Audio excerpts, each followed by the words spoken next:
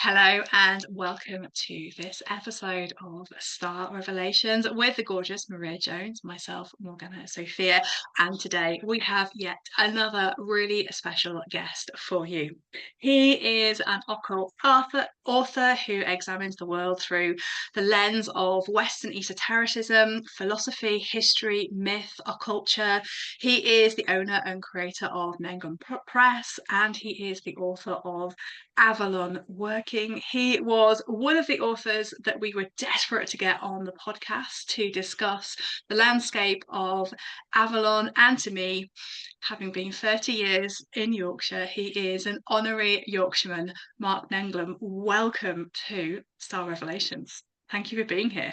Thanks for having me. I appreciate it. I've just realised my real name is on screen, so the secret's out now. Everyone knows Oh, but that's fine. gosh, quick change it. Exposed Mark, you. I'd love you to tell us a little bit more about you and your kind of magical journey from Suffolk to Yorkshire and your background, because I understand like me, you were brought up in a fairly Christian household. So it's kind of a real pivot into the work that you do now. So if you want to just say a little bit about yourself. Yeah. I was born in Suffolk, like you say, in a pretty kind of evangelical household. But I always had a very strong sense of place, of like where I was in the world. And when I was a kid, I spent most of my time outside exploring. And even then, I think I sort of felt that there were places that had their own particular sort of energies and a presence. I couldn't have explained it when I was young, but it was definitely something that I intuited. And bizarrely, when I was probably 14 or 15, my folks took me on holiday and we did a tour of megalithic sites around the south of England. And we went to Glastonbury for the day, and I can still remember it vividly because we'd been to Avebury, we'd been to Stonehenge, and those places to me didn't hold a great deal of interest. They felt like relics. They felt like they were sort of dead, just stones arranged in a landscape that didn't really have a destiny anymore. You know, their function and purpose had ended a long time ago. And then we arrived in Glastonbury, and I was just like, immediately, it was like crossing a threshold into another world. And I was just like, wow, even as a teenager, I was probably seduced by the New Age travelers that were parking their wagons opposite the tour, the smell of weed, all the exotic shops. That probably had an impact, but nonetheless, there was absolutely this sense of crossing a boundary into a space where different rules operated. And the tour itself just blew my mind. I didn't realize that anything like that existed in Britain. And what it felt like was that what I've realized since is that I felt that it was a place that was genuinely alive and had a destiny that was still kind of unfolding. Unlike the other places we'd visited, it really felt as though everyone in Glastonbury was sort of participating in its kind of unfolding, almost like a sort of co-creation, and everyone was feeding into it and it was feeding everyone else. I just thought, this is amazing. There's such an incredible atmosphere here and I want to be part of it. So I think when I got to 18 and I could go on holiday by myself, me and my then girlfriend went down and we've been going down, well, I've been going down ever since, as often as I can. And it's probably kind of informed almost every aspect of my sort of awakening and initiation and practice, because it's so important, and the more you look into it, the more you realize how important it is.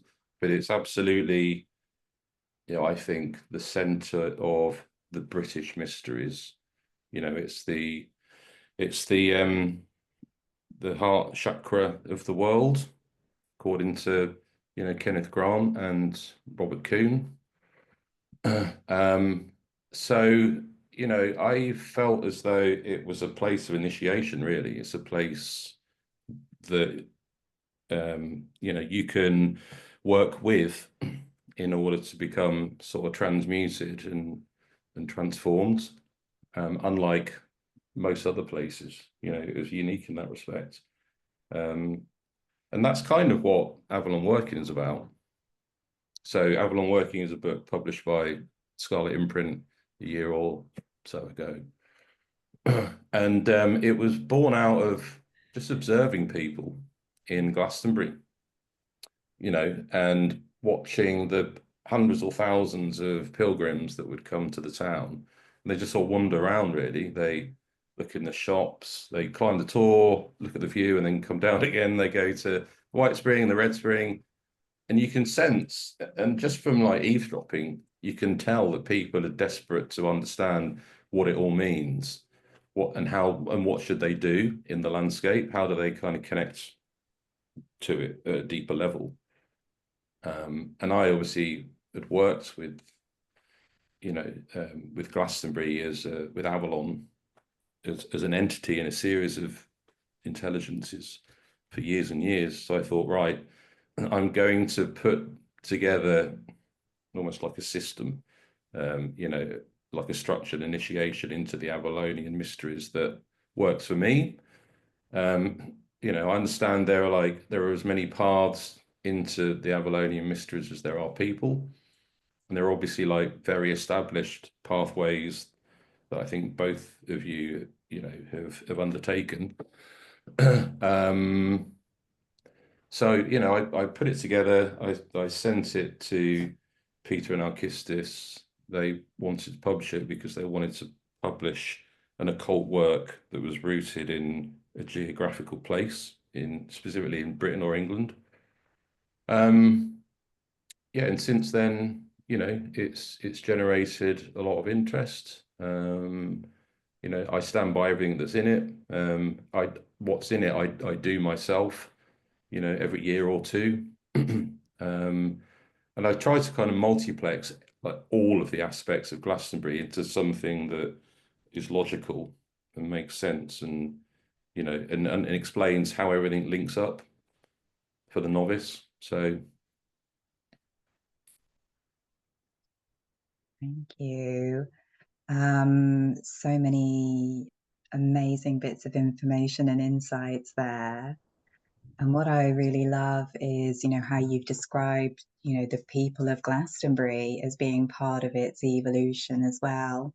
Because I often find that, you know, the characters or the people who live in the space often take on the archetypical force of some of the supposedly mythological characters. So it's really beautiful to hear you reflect that.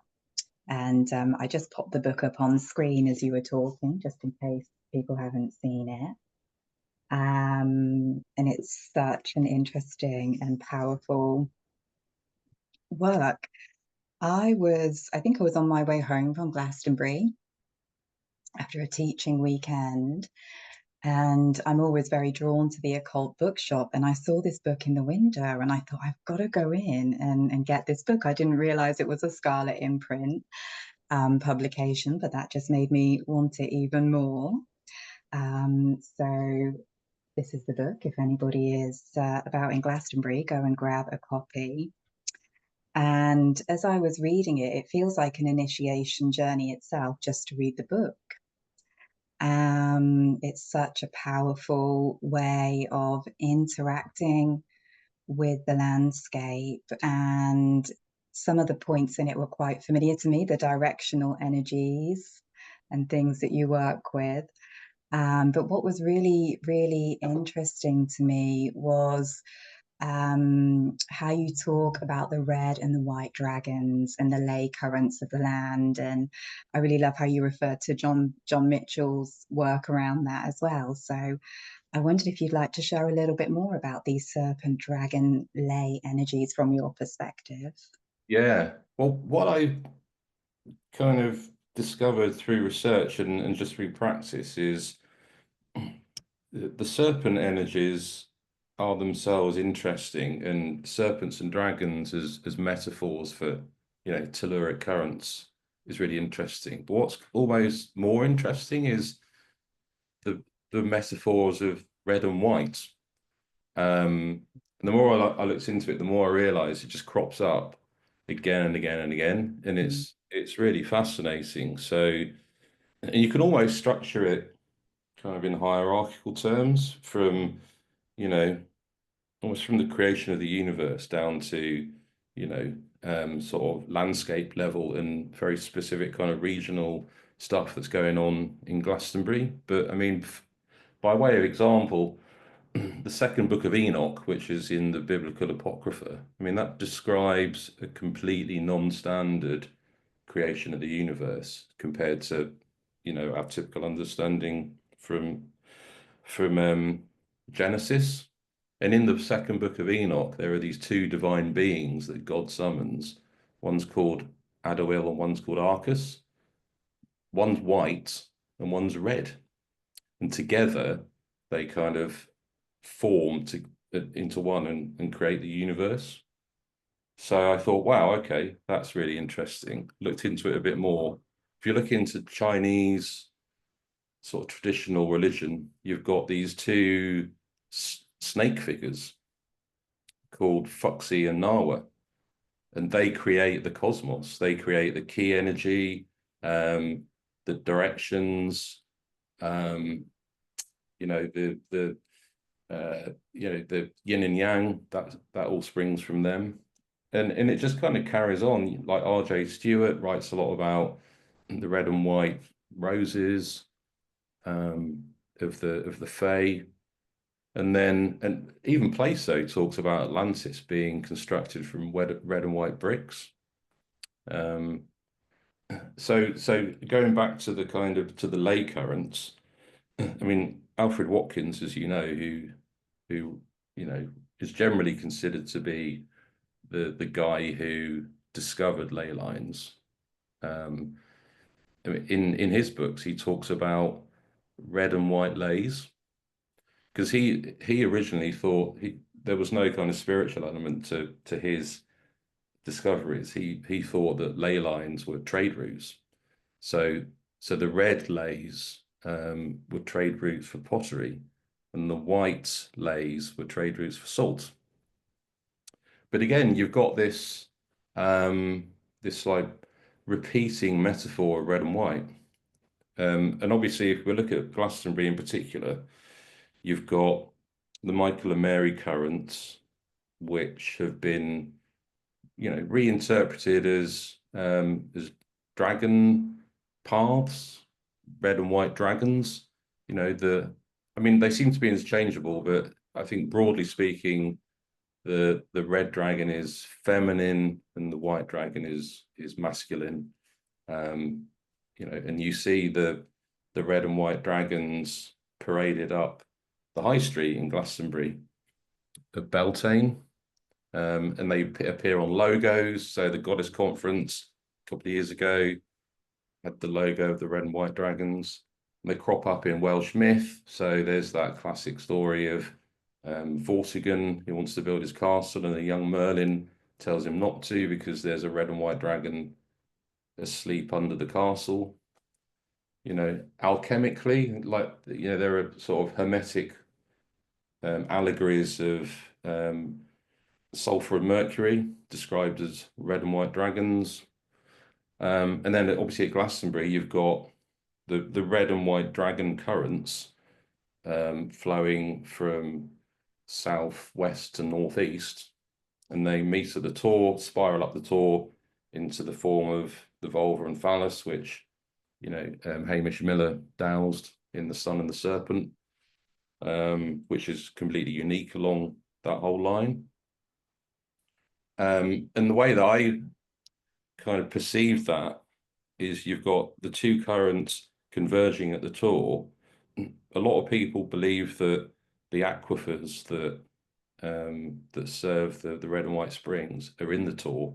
So you've effectively got like red and white earth energies kind of fertilizing the aquifers where the waters gestate for the red and white springs. You've also got the cruets, you know, Joseph of Arimathea's red and white cruets of the blood and the sweat of Christ that may or may not be buried in the tour. And then ultimately, you've got the final sort of physical manifestation of these red and white cosmic currents emerging at the points where the red and white springs rise. So for me, the red and white springs kind of distill all of that red and white symbolism, and a really powerful sort of materia magica. You know, they're really powerful, not just healing waters, but like magical materials in their own right. So in the book, I use them a lot, but specifically in like a ritual context. They're not just waters to drink because you're thirsty. They have a specific function, you know, that can be employed in a ritual context to understand and unlock, you know, gnosis, you know, and knowledge of the Avalonian mysteries. Sorry, that was a bit rambling, but That was really, really interesting. Thank you. And it's just started to pour with rain here, so I hope you can hear me. Just as you were talking about the waters, there's a massive deluge come down in the Midlands, that's interesting. invoking the water spirit. Yeah.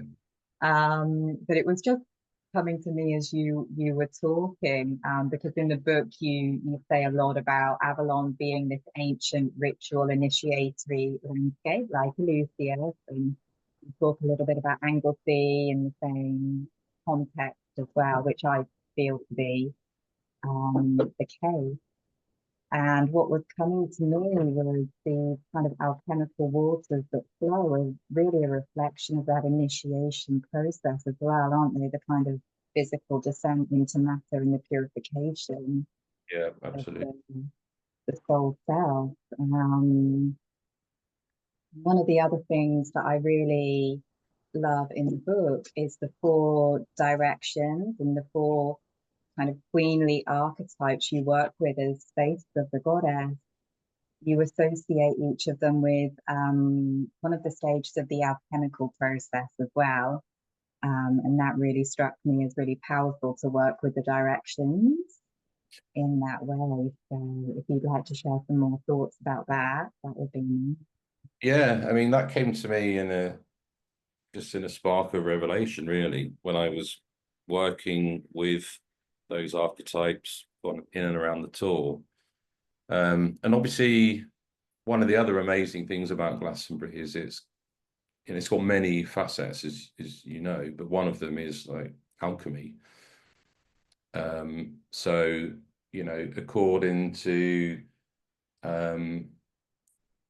Elias Ashmole, I think, you know, Abbot Dunstan at the Abbey was diverting the waters from the red and white springs to serve in his alchemical experiments.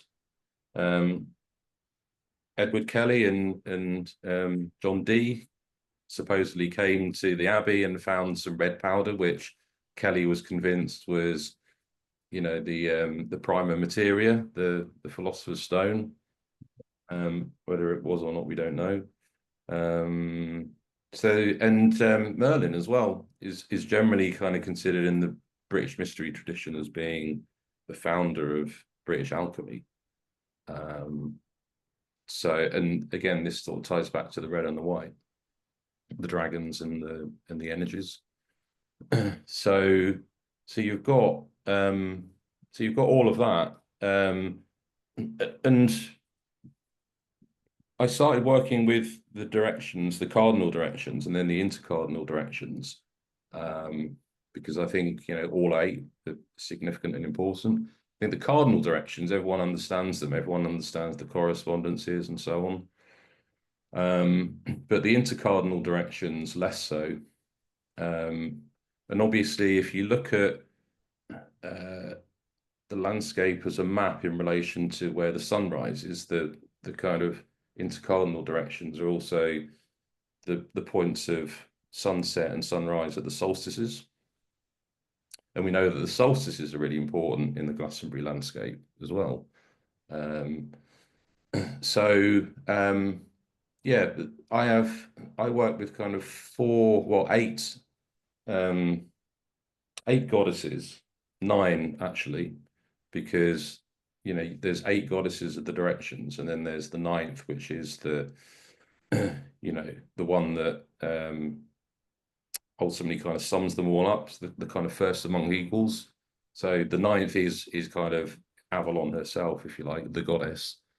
And then that links into the Nine Maiden cult, of which there's loads of stuff that we could talk about.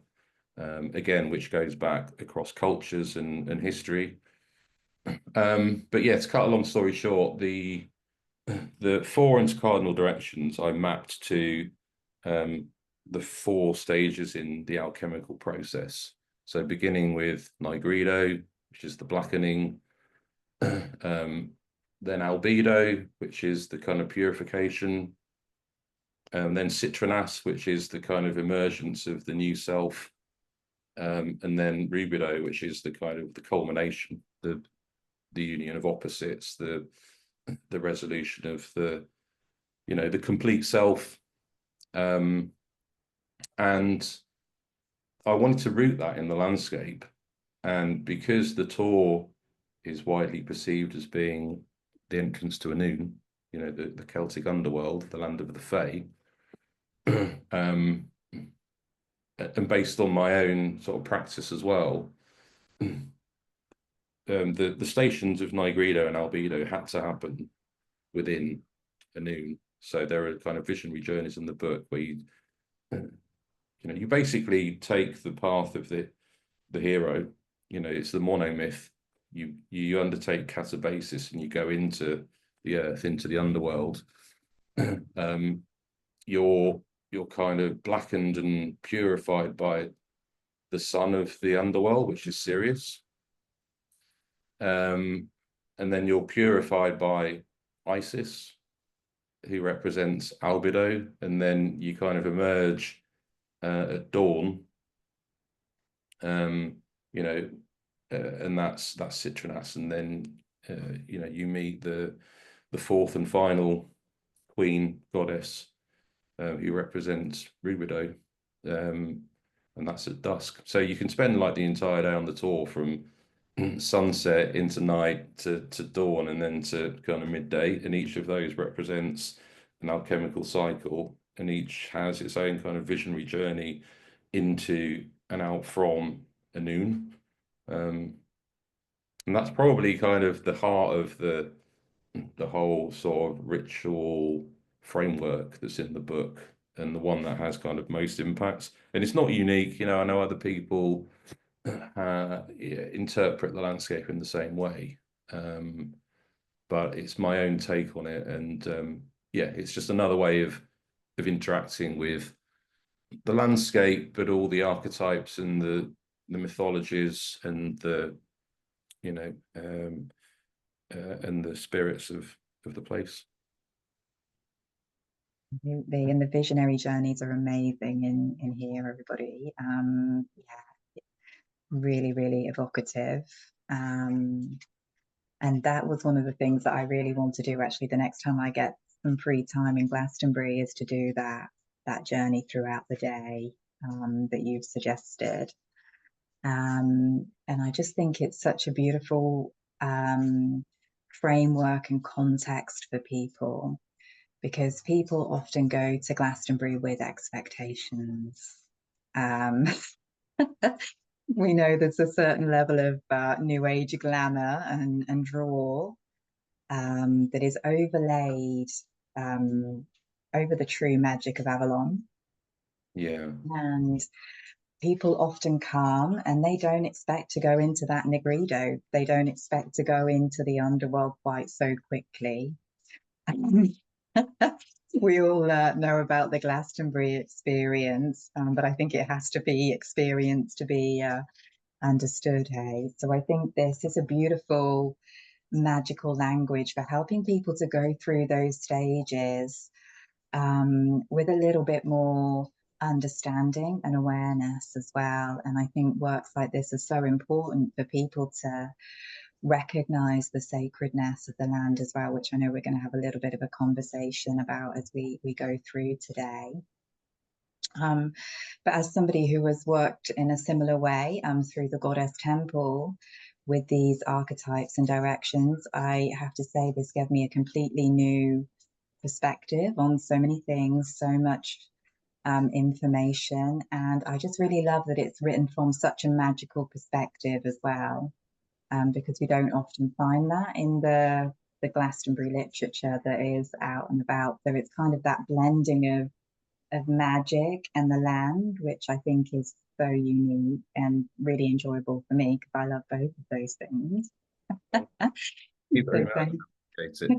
I mean, just on the the Glastonbury experience, as we know, none of this is trifling stuff. It's pretty serious, and you can really mess yourself up if you don't approach it with kind of humility and the seriousness that it deserves. And there's loads of testimonies, as you know, of people that have come to Glastonbury and quite quickly just had their minds blown, not by not by drugs or whatever, but just by the place itself. It's really kind of dismantled them and put them back together. And some people can't handle it and have to leave. And some people, it completely transforms them and they stay forever. And I hadn't had that.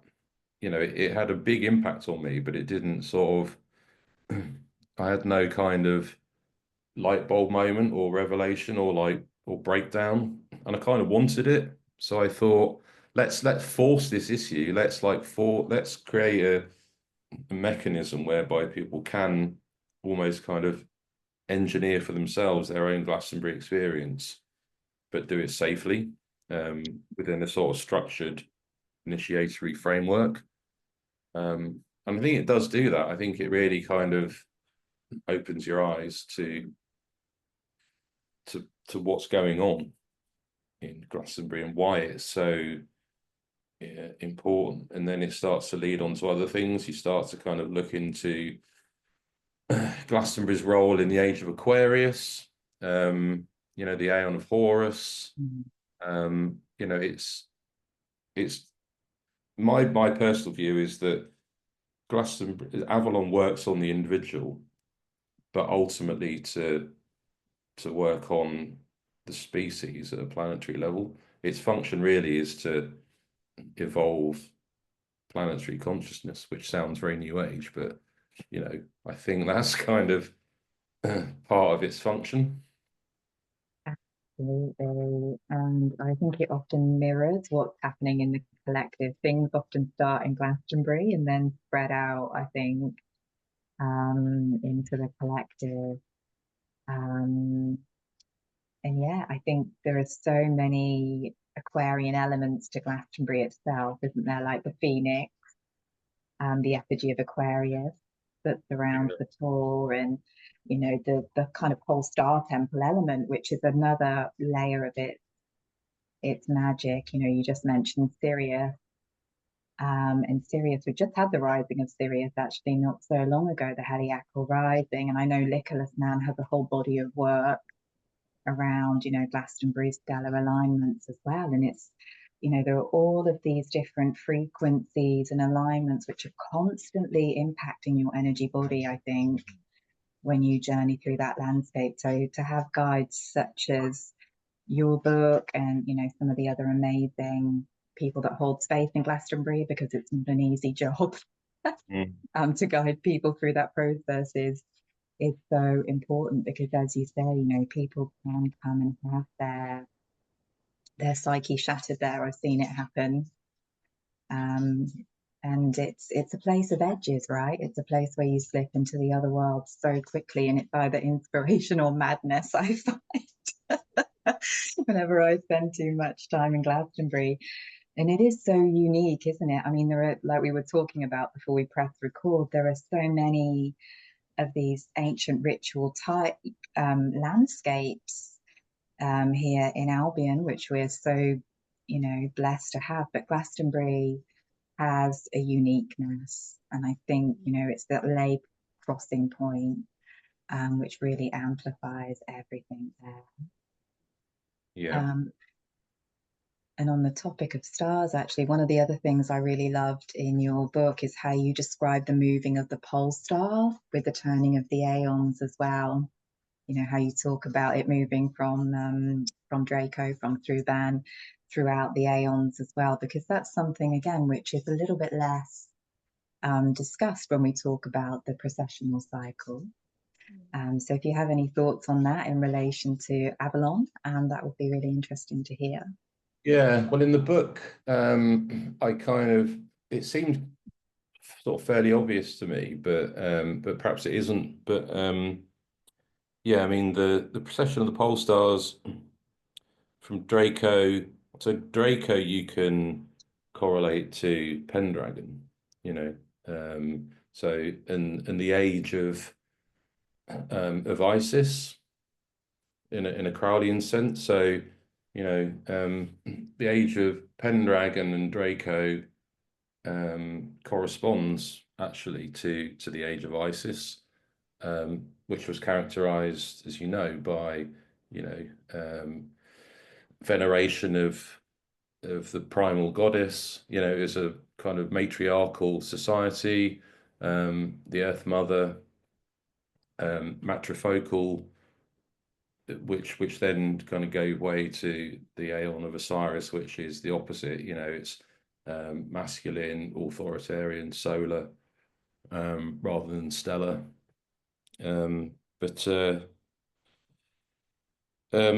Yeah, so, and then obviously the Aeon of Osiris is Arthur. So, you know, Pendragon, the dragon head, you know, moves away from Draco into Polaris, and you know that's our current age, you know, or was, you know, the Aeon of Horus began in 1904, I think. So that's where we are now.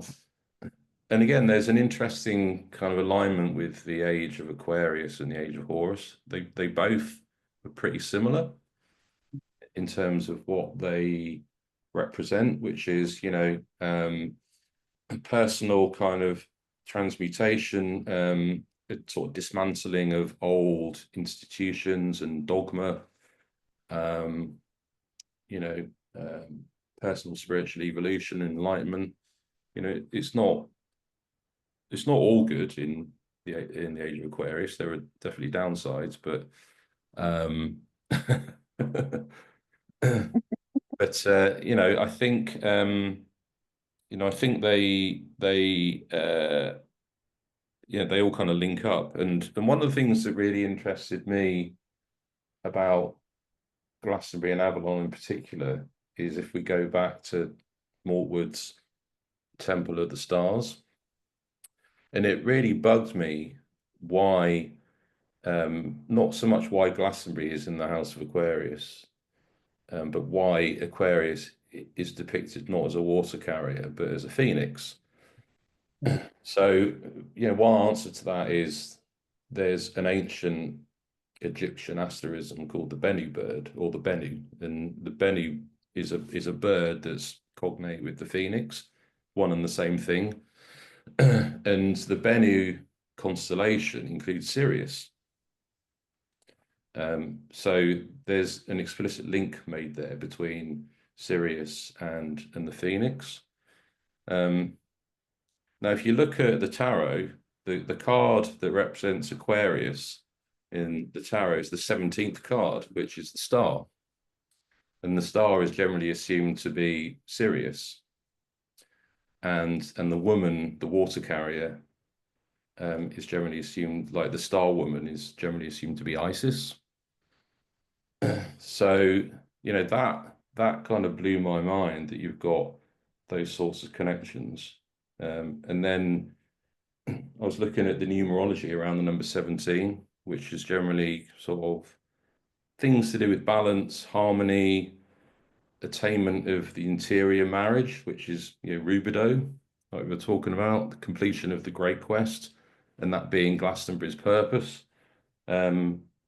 in Egyptian tradition, the 17th day of the month of Aphir was the time at which the mysteries of Isis were enacted. So that's another link to Isis, Sirius, Aquarius, the number 17. And then something I did recently just for a laugh, really, which kind of blew my mind, is like the Kali Yuga, which we're in now, lasts for 430,000 years. You know, and we're in it. We're kind of just at the beginning of it, really. But the Phoenix cycle lasts for about 26,000 years. So that's the Egyptian Great Year. It's also like one processional cycle. So if you divide the Kali Yuga by the Egyptian Great Year, which is how long a phoenix was supposed to live for, you get 17. So, you know, it all links up. It all links back to Glastonbury as well. And, you know, there's a reason Catherine Maltwood decided that, you know, the symbol for Aquarius should be a phoenix. Really, really fascinating. I had no idea that Sirius had the connections with the Phoenix. So that just, you know, brings a lot of clarity on so many levels, because we have many, many theories about that. You know, we've walked the boundaries of the Phoenix in the land. You know, we've, you know, connected with her in ritual ways. That's our lovely Carol Morgan that planned out all of the routes for us there. So if Carol's listening, we really appreciated that. We walked for 6 hours in the blistering sun one day.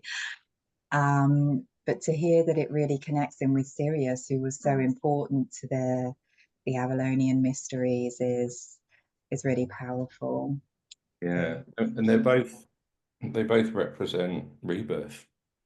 Yeah, the phoenix is the bird that's reborn. Sirius is the star of initiation that, you know, dismantles and you know, reconstructs you and rebirths you into a new, more enlightened being as part of the initiation process. So, and again, it goes back to Glastonbury and Avalon and what its purpose is. So, you know, that Sirius Phoenix relationship that we're talking about just kind of reaffirms for me Glastonbury's role as an initiator and a force of personal evolution.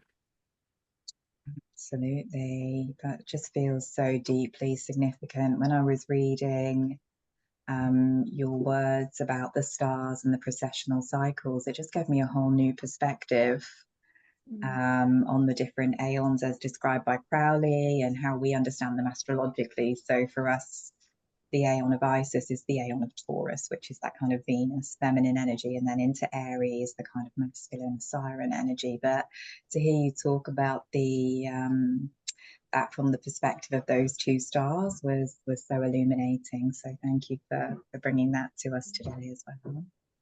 I better let Morgana ask a question, actually, because I've just been absolutely fascinated. I'm kind of just entranced listening to the pair of you, because I found the book itself, when I kind of read the initiation, I could imagine, it was so evocative. I could actually imagine myself walking on the tour and doing the rituals. But as we're talking about Sirius, Maria and I held a Star Serpent working a few weeks ago to really help us access a lot of the sacred sites around Albion, which, particularly in the south, have got rules and regulations that we now need to follow rather than having free access to them, shall we say. But really thinking of Avalon, thinking of access to the sacred sites, thinking of the sacrilege and the desecration of the sacred sites as well. You know, we've spoken extensively about our rage around Bridie's Mound. As we're talking, there's been some really horrific incident at St Edmund's Spring.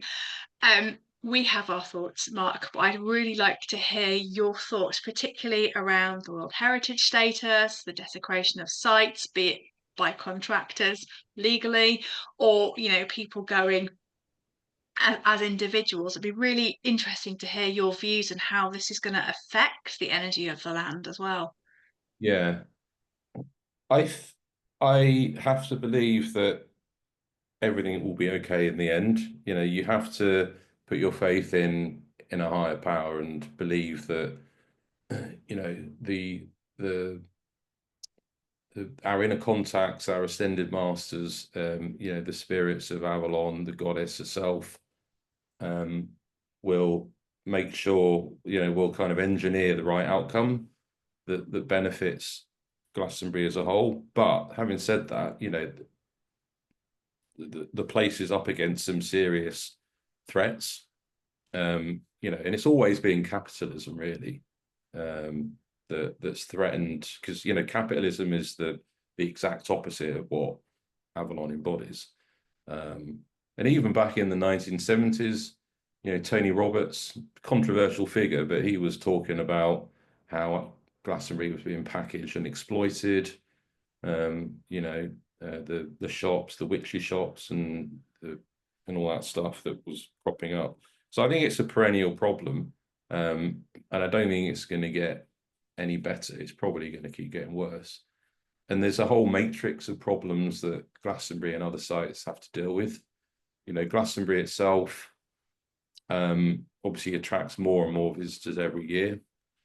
I was there as soon as the stay-at-home stuff was lifted after COVID. So I think I went there in July or August, and people were just turning up in their droves from Liverpool, Manchester, Bristol, just parking up wherever they wanted, and just throwing massive parties around the tour, you know, which is fine, but there was a total lack of respect.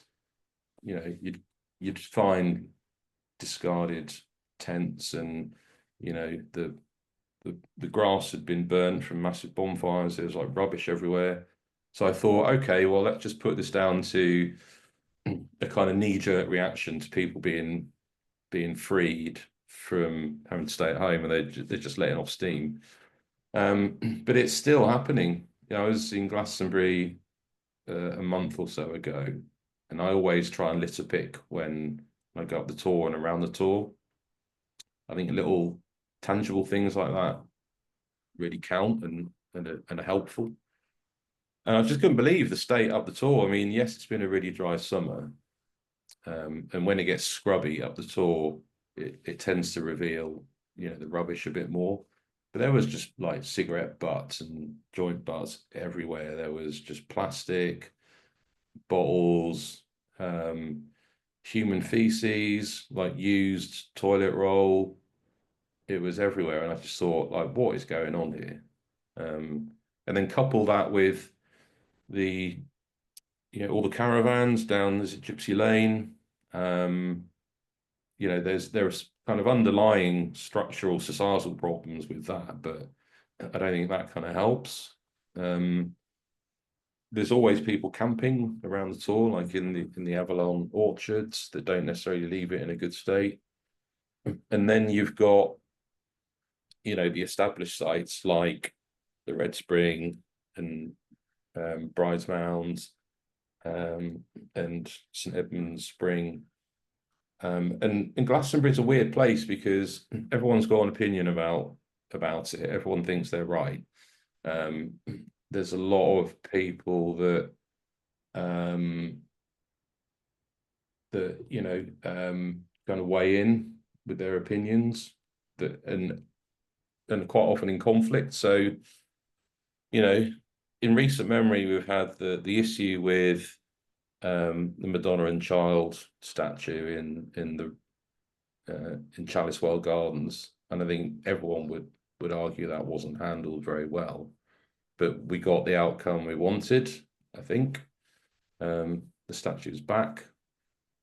I mean, from my point of view, that's a great outcome. I know that it's triggering for some people because of, you know, the associations with the sculpture, but you know, that's fine. That got resolved. The World Heritage status thing, I kind of don't know really. There are probably pros and cons, but I think it would. I think it's unlikely it would get that status anyway, but if it did, it would afford it some of the protections that it doesn't have, so it basically preserve it. But my concern then would be that it would then become atrophied as a place. It wouldn't remain quite so sort of dynamic, and like you were saying, Maria, at the start, it's the people that feed the place and vice versa, and that could go, and then you end up with a kind of sort of dead landscape like Stonehenge, perhaps. So yeah, I'm undecided. I think it's probably, what would be ideal is if it, my view is if it didn't get that status, but it could somehow enjoy some protections that it needs, without it needing to get that status. And Bride's Mound, yeah, you know, I love it there, and it feels really wild, even though it's like right on the edge of, you know, an industrial estate, basically. Yeah, it's got a really powerful spirit of place. You know, the views back towards the Tor and Wiriel Hill are immense. And I think my view is that that should be preserved. Having said that, I can understand why they want to make it more accessible. There are people who can't go there who want to. But there are lots of ways that you could tackle that problem. And I think, you know, it could have been done with more consultation and more forethought.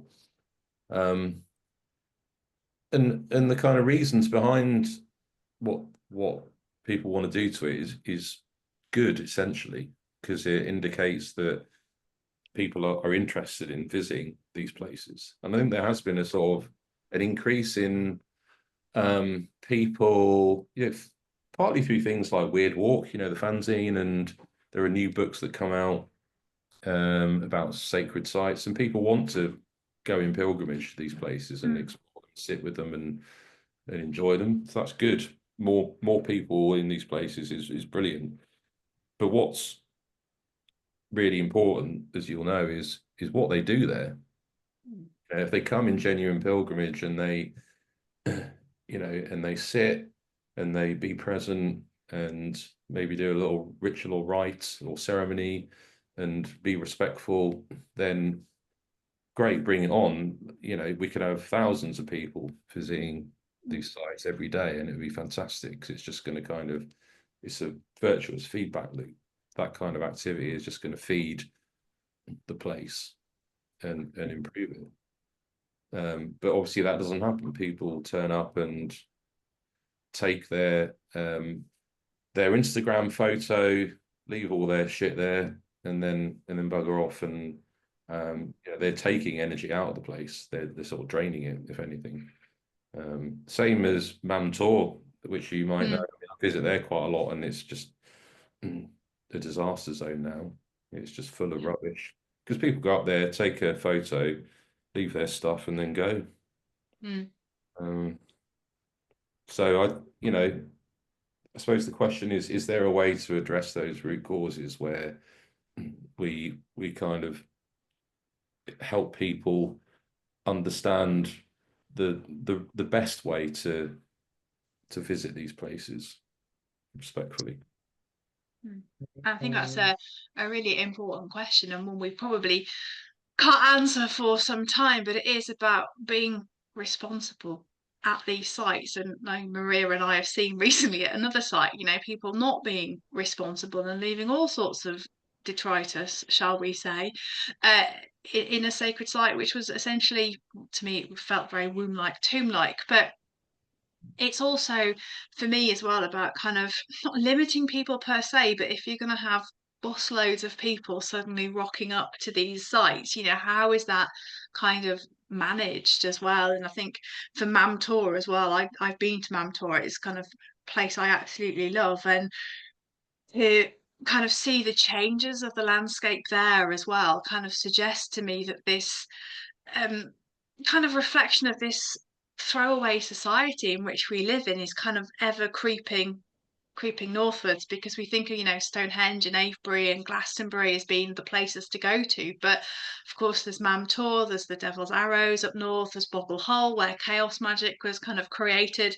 So actually, there's this kind of explosion of a lot of self-centered behaviors for quick Instagram satisfaction. And I find that incredibly sad, because I don't think there is a way out of it until we have a complete societal rewire, essentially. And that for me is the age of Aquarius. You're either in it and you're evolving and moving on your soul's journey, or you're very much stuck in that 3D matrix Instagram kind of energy. So I think it is really difficult, and for me it's about taking responsibility for ourselves when we're at these sites as well. Do you find that, you know, you're in God's own county, obviously, sorry, the goddess's own county of Yorkshire, that do you find that, I know Mam Tor's in Derbyshire and quite well known, that as you're kind of going up the moors up towards Whitby as well, there's desecration happening there as well as in the south? No, actually, no. I mean, Mm. so are you familiar with Thornborough? Certainly am, yes. Yeah, so you know that there are events held there every year, and the big one is Beltane, Mm. and people camp there, but you know there's fairly nothing's fenced off, but everyone understands that you don't climb on the earthworks, so Yeah. most people don't, and it's been like that for decades, I believe. You know, and I go there, and there's no facilities, there's no running water, nothing, but hundreds of people turn up, they camp, they enact ceremony, and you know, sit with the land and have a great time, and it's all good. And then they pack everything up, clean everything up. You wouldn't know they're there, and then they go. So I haven't really seen that, and I work a lot now with the Wolds, the Yorkshire Wolds, which has got, you know, some amazing ritual landscapes. You know, it's generally considered to be archaeologically as important as Wessex. You've got Mm. You've got the landscape that follows the Gypsy Race, which is the most northerly chalk stream in England, um, Mm. that reflects the Silbury landscape, the Avebury landscape.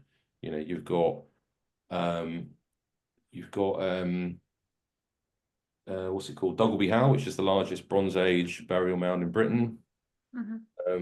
You've got what else have we got? We've got the Rudston monolith, which is the largest freestanding monolith in Britain. Lots of cursus monuments, and you know, but there's never anyone out in the world. You could walk around the world all day and just not see another soul, which I think is great, actually, because it really allows you to just kind of be in the place and really kind of feel it and work with it. So maybe it's a population density thing. I don't know.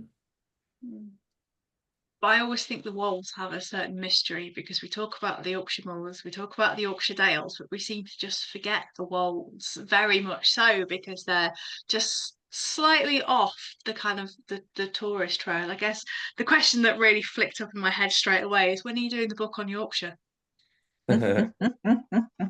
It's funny you should ask that, because I have been researching the wolds for years, and I've got quite a lot of material now, and I would love to put it all down, you know, and talk a lot more than anyone else, I think, because there aren't actually that many books about the wolds. There's a few academic books, but I mean, even David Hockney can't you know, generate enough interest in it, having spent like years painting the wolds in his works exhibited. You still don't see that many people,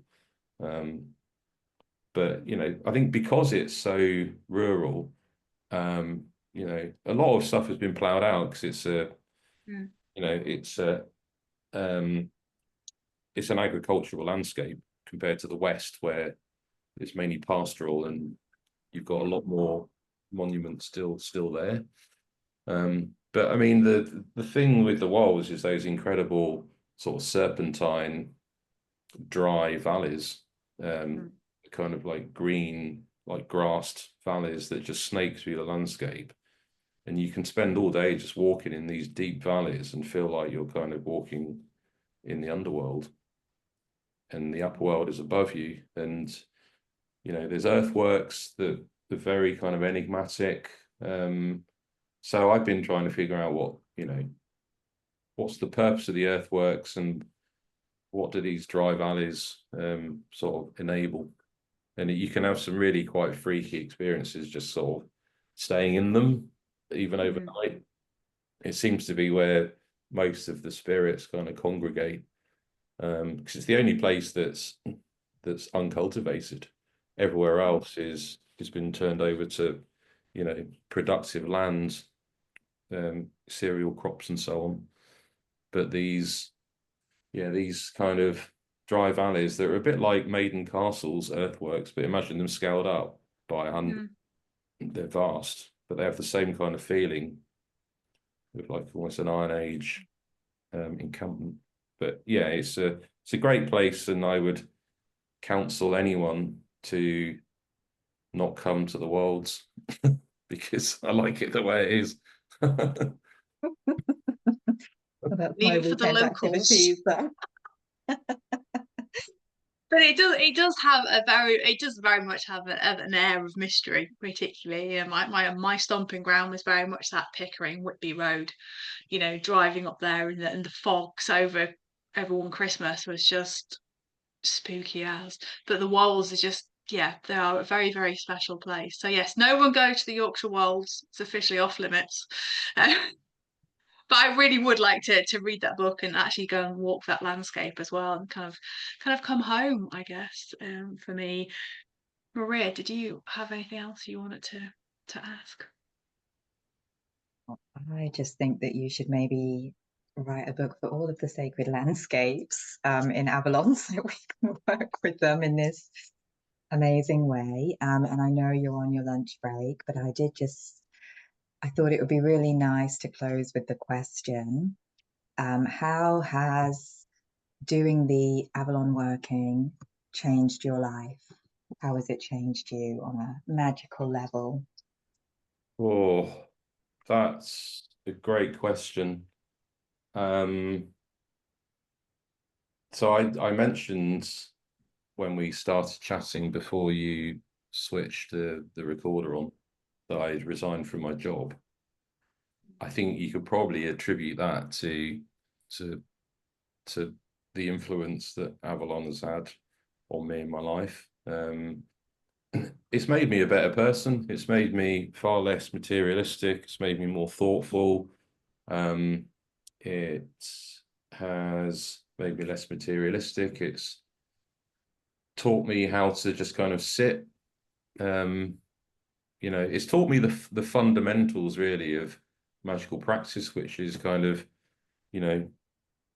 be still, be present, listen, pay attention, show discernment, be respectful, learn to meditate, learn to visualize, all of that, all of those core skills I developed kind of at Glastonbury.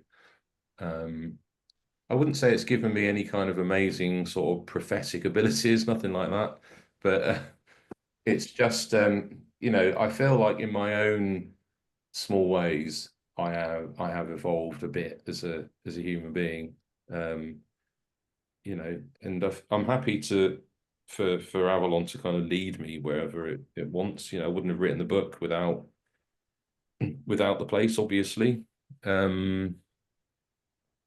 So yeah, I don't really know where it's going to take me next. But whenever I go to Glastonbury, something happens.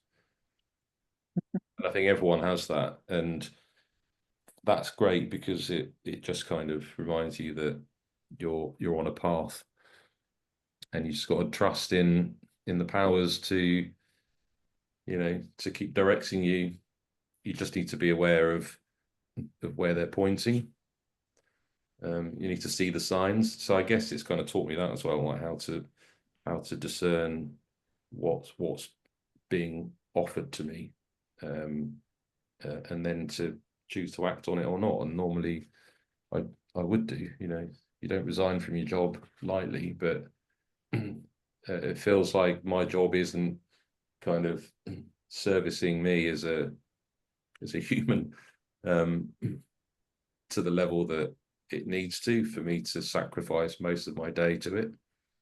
So I have no plans. I don't know what I'm going to do next, but you'll go and live in a caravan on the Gypsy Lane in Glastonbury. I don't know. Sounds good to me. There's always another book. Yeah. Oh, I love that, Mark.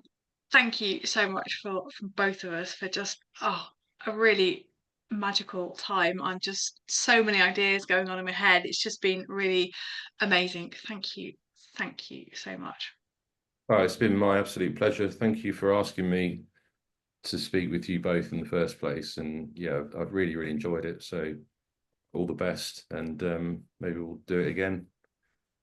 Absolutely, especially if that Yorkshire book comes out. So to everyone who's been listening, thank you once again from all three of us for listening. We love to hear your comments, and we will be back again with another episode very soon. Take care.